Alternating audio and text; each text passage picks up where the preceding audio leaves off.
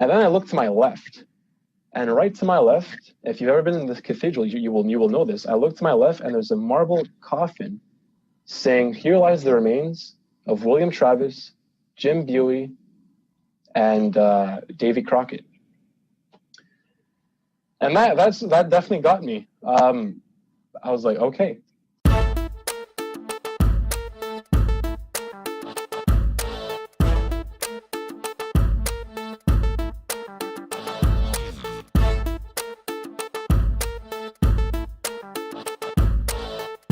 Jake, listen, yeah. I want you to share the experience that you had. We specifically wanted to get into, as we get into the last portion of the the conversation, I wanted you to get into your experience of going to San Antonio and your travels of Texas and your experience when you visited the Alamo.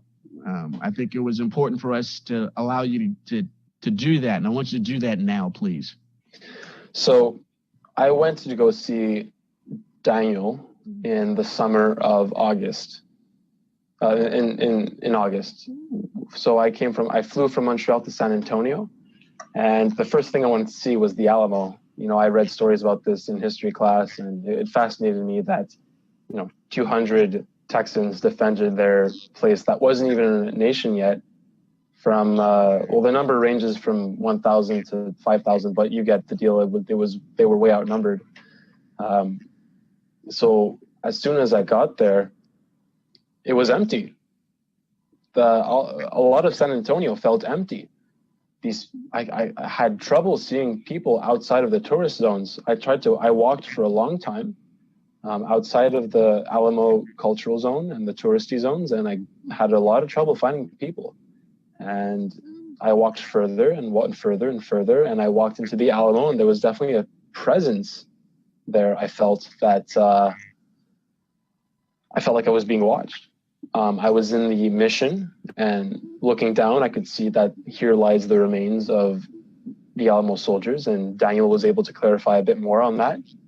And so I walked a bit further, and there was always this presence of being watched. And as a Canadian, I wasn't used to the heat at the time, so the sun kept pounding and things like that. So it wasn't a very pleasant time, as much as I would have liked to, as my first stop in my trip to the Deep South. And having walked a bit more, I went to the Institute of Texan Cultures, and that's a long walk from the Alamo Mission. And the entire time, like I said, it was empty. I maybe saw less than 15 people the entire walk. And I kept asking myself, where is everybody? Where is everybody? And I tried not to get myself discouraged, because I had just... What time of the day was this? Do you remember the day and the hour? This was an 11 a.m. This was noon. This was... Yet people weren't there. And I kept moving forward, and I kept pushing, and eventually I got to the Institute of Texan Cultures. And I walked in. And I don't know if you've ever been inside an empty museum, but it's definitely creepy. And I was taking my bag off, getting ready to pay for the admission fee, and no one was there to take my admission. But the museum was open.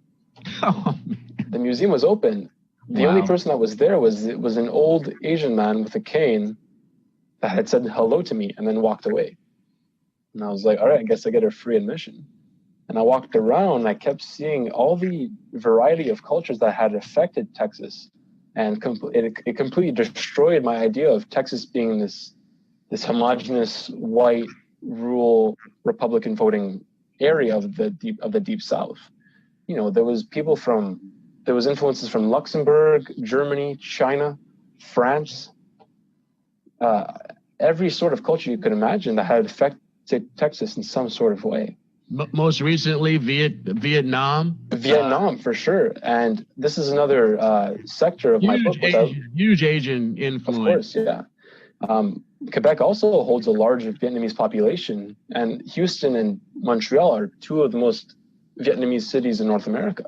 And this is another part of my book, which I'll explore later.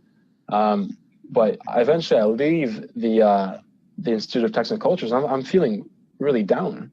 I don't know why exactly, but I'm feeling really lonely. And then I say, okay, let's try to walk around a bit more, and let's go to the San Fernando Cathedral, where Jim Buey got married with his Mexican wife. So it's about 20-minute walk. And again, I barely see less than 10 people. And most of them are tourists, actually. They're not even San Antonians.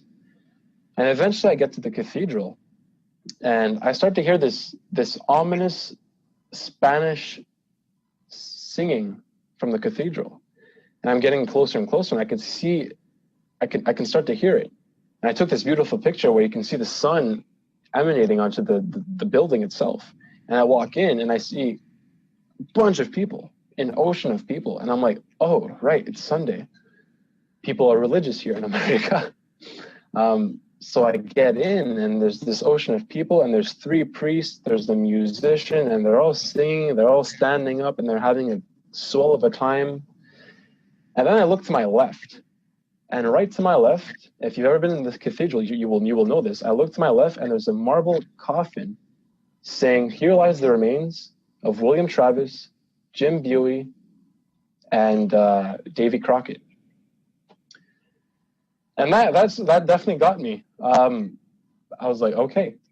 And then I thought to myself a little bit, and I said, in the loneliness that was the Battle of the Alamo, where there was no life, and there was constant death, and constant starvation, and constant war,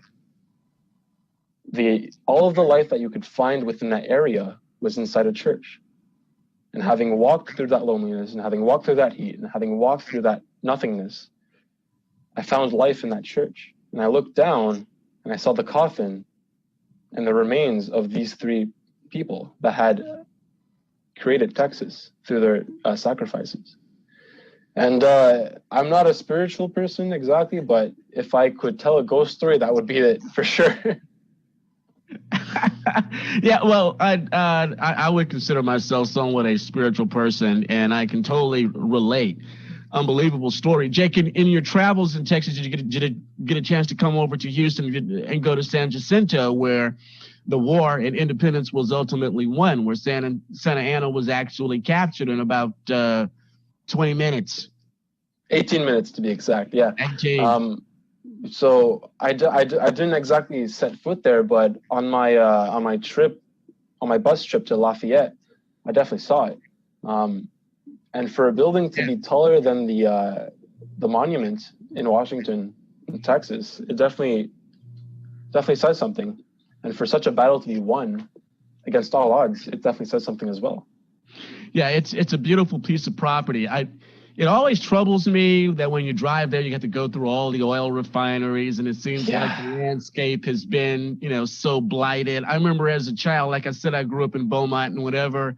You would come to Houston on that same bridge you went over on that bus, and you look over. If you're going towards Lafayette, you looked it over to the right side of the bus, and there it is. You can see it over there. But still, man, if you go and you make it through the refineries of LaPorte and Deer Park, and you go back in that area, there's something special about it. It's flat land back there, and you can almost imagine the battle scene itself. But they kept that particular area pretty much pristine. And it reminded me of the license plate, like I mentioned before, in Quebec. Je me souviens. I remember. So, yeah. And people forget it. I mean, there's people in the Houston area that have never been there. I mean, I know people that are close to me that have been here almost their entire life, and they've never traveled 25 miles to go and see this hallowed ground. It's a wonderful experience. And I'm sure that there's many landmarks like that, not only in Montreal, but throughout the Quebec province. Yep. But like I said, there is definitely some monuments that honor both Canadian efforts and French Canadian efforts. We've attained a very strong resolution that has eliminated the need for Quebecois to become sovereign. But like I said before, the idea of remembrance and the idea of remembering the efforts put in place by French Canadians lies in the hearts of the French Canadians.